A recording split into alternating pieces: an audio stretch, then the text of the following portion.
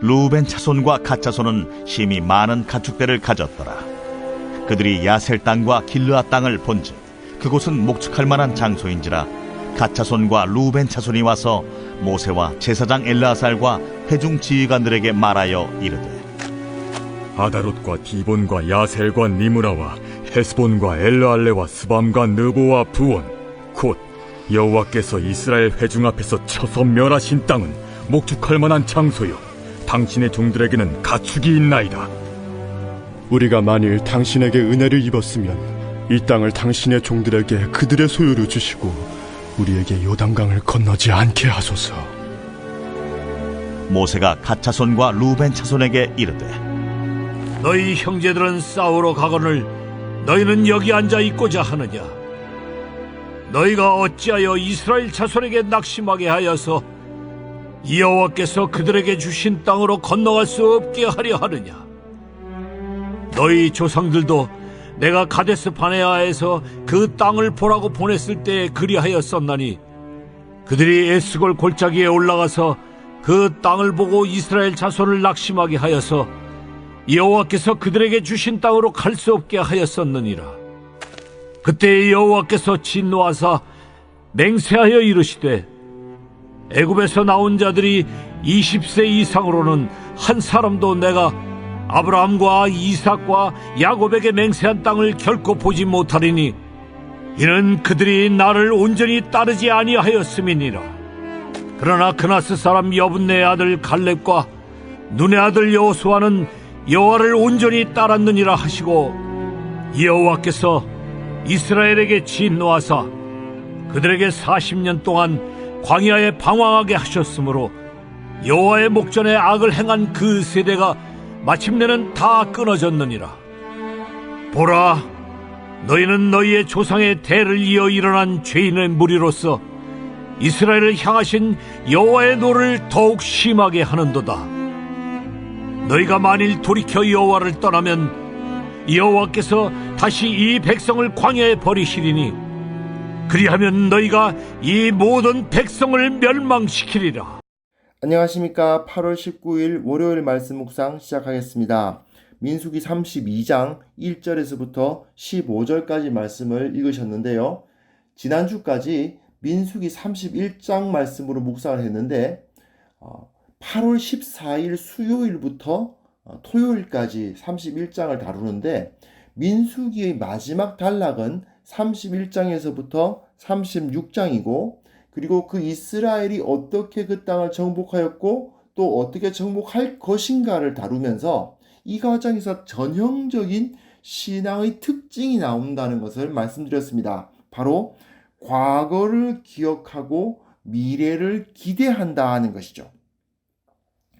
지금 우리가 민수기 마지막 단락을 달리고 있습니다. 31장에서는 이 미디안에서 바알부올에 있었던 일을 원수를 갚고 있죠. 비교적 최근에 있었던 과거를 기억하고 잊지 않고 그로 인해서 생겼던 문제를 종결시키고 있습니다. 그리고 그로 인해서 얻어지는 모든 것은 다 하나님의 선물이라는 사실을 또한 기억하고요. 하나님의 선물을 받아들이는 것이기 때문에 우리 가운데 부정한 죄악에 속한 것은 모두 멸해야 한다는 이야기가 미디안 정벌에서 다루었습니다.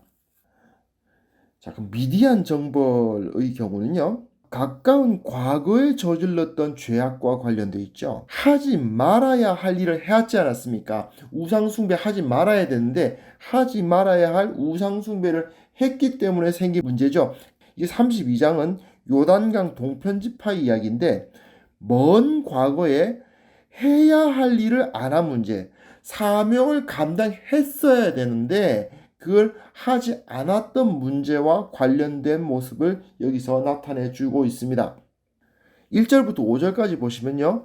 르우벤 자손과 갓 자손이 모세와 엘르아살과 여러 지휘관에게 나와서 말하기를 그 땅 자체가 요단강 동편 길르앗 땅입니다. 그 길르앗 땅 자체가 워낙 좋으니까 우리가 이 땅을 소유하고 요단강을 건너지 않게 해달라고 요청하고 있습니다. 이 사람들이 요단강을 건너지 않으려는 모습을 보이는 것은 사실은 창세기 13장에 아브라함과 롯이 헤어지던 장면을 연상시킵니다. 원래 지금 이 사람들이 원하는 요단강 동편의 땅은 약속의 땅이 아닙니다. 약속의 땅이 아니라고 해서 차지하면 안 된다는 의미는 아닙니다. 차지할 수 있지만, 그러나 이들이 아직 자기 사명을 완수한 게 아니라는 것입니다. 이스라엘은 단지 땅을 얻기 위해서 애굽에서 나온 것이 아니죠. 하나님께서 가나안 땅을 심판하시려는데 그 심판의 도구가 되기 위해서, 그리고 그 땅에서 하나님의 소유요, 하나님의 제사장 나라로서의 사명을 감당하기 위해서 나온 것이죠. 그런데 이들은 아직까지 그 사명으로서 주어졌던 그 땅에 들어가지도 않았는데, 지금 이 땅이면 충분하네라고 생각하고 거기에 주저앉고자 하고 있는 것입니다. 즉 사명을 망각한 것이죠.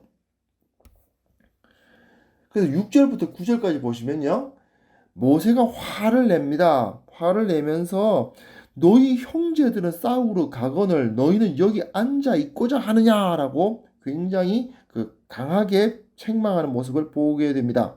그리고 무슨 말을 하느냐 하면요, 가데스 바네아 이야기를 해요.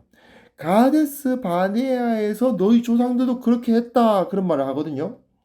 자, 가데스 바네아, 우리는 모두 메뚜기여서 저기 못 들어간다 했던 그 사건 아닙니까? 그런데 왜 갑자기 여기서 그 이야기를 하는 걸까요? 지금 루벤 지파와 갓 지파는 탐욕에 붙잡혀가지고 사명을 잃은 겁니다. 눈앞에 이 목축을 하기에 너무 좋은 땅이 깔려 있으니까 이 땅이면 충분하겠네 싶으니까 여기 그냥 주저앉고자 하는 겁니다.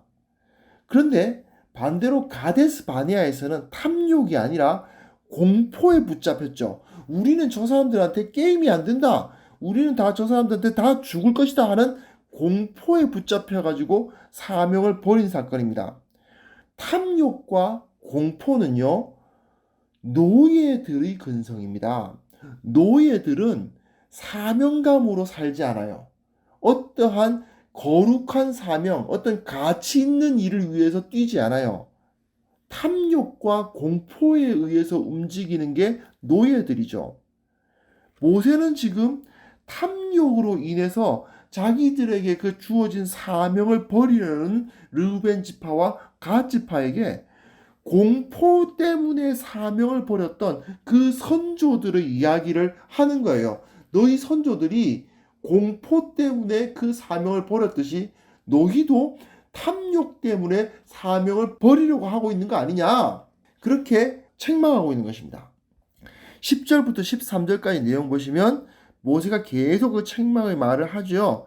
애굽에서 나온 자들이 20세 이상으로는 한 사람도 그 땅에 못 들어가게 된 이유가 뭐겠느냐, 결국 갈렙과 여호수아만 들어갈 수 있게 되고 나머지는 모두 다 40년 동안 광야에서 방황하다가 죽었다, 그 이야기를 해요. 여기서 모세는 상당히 중요한 가치를 제시해 주고 있습니다. 무엇입니까? 바로 11절에 나와 있죠. 아브라함과 이삭과 야곱에게 맹세한 땅. 예. 아브라함과 이삭과 야곱에게 맹세한 그 땅을 너희들은 갖지 못하게 됐다. 모든 사람이 공포에 붙잡혀 있는 그 상황에서 갈렙과 여호수아만 사명을 붙들었기에, 그 하나님의 사명을 바라보았기에 그 땅에 들어갈 자격을 얻었다라는 것을 강조하면서 모세는 르우벤과 갓 지파에게도 역시 탐욕에 붙잡히지 말고 너희 사명을 바라보아야 되는데, 너희가 지금 탐욕에 붙잡혀가지고 지금 악행을, 과거 가데스 바네아에서 행했던 그 10명의 정탐꾼과도 같은 행위를 지금 하고 있다라고 비난하고 있는 거예요. 14절 15절을 보시면 너희들 때문에 이스라엘 전체가 가나안 땅에 못 들어갈 수도 있다라는 이야기를 하거든요. 이게 무슨 얘기냐면요, 너희가 지금 과거의 죄를 계승하고 있다. 르우벤과 갓 때문에 이스라엘 12지파, 나머지 10지파들도 다 못 들어가고 광야에서 다시 방황해야 되는 상황이 벌어질 수도 있다는 얘기죠. 가데스 바네아에서는 10명이 반역하고 단 2명이 하나님의 사명을 바라보고 들어가자고 했지 않습니까? 근데 지금 이건 역전됐어요. 10지파는 지금 저기 들어갈 준비를 하고 있는데 2지파가 지금 여기 남자라고 하고 있는 거예요. 과거 가데스 바네아에서는 10명이 돌아가자 그러고 2명이 들어가자 그랬는데 지금은 10지파가 들어가려고 그러는데 2지파가 여기 남겠다 하는 거죠. 않아요? 그러니까 똑같은 모습인데 지금 모세는 그 숫자의 크고 작음이 중요한 게 아니에요.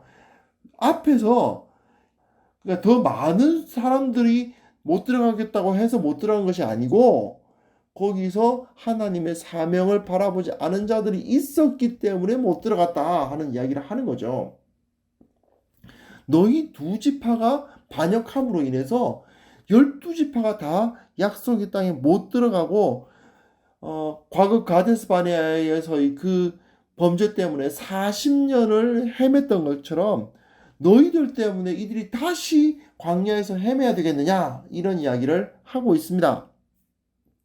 우리는 너무나도 많이 들어서 아시는 이야기겠지만 하나님의 나라와 그의 의를 구하는 삶을 살아야 합니다.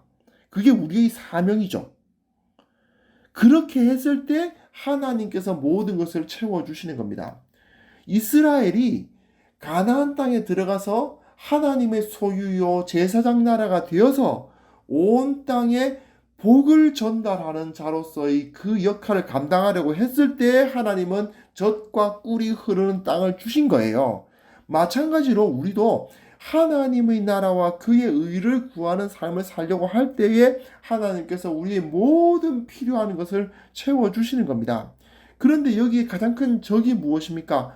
무엇을 먹을까, 무엇을 입을까 하는 공포죠. 이게 가데스 바네아에서의 그 공포와 같은 개념입니다.